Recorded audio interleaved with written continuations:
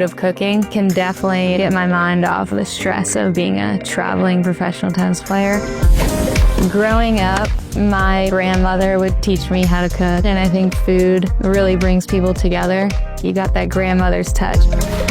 We always try to get out and eat some local cuisine and get to know the culture a little bit. Welcome to Farmer's Daughters. We celebrate Victoria in our kitchen. You wanna slice? Oh boy, it's a big knife. A big knife for a little girl. I've seen your power on court. Put me in, put me in. I feel the most at home when I'm sharing a meal. I think it's a great way to bond with the people around you. Oh, beautiful. Higher. Yes. And voila. It's delicious. Kia, movement that inspires.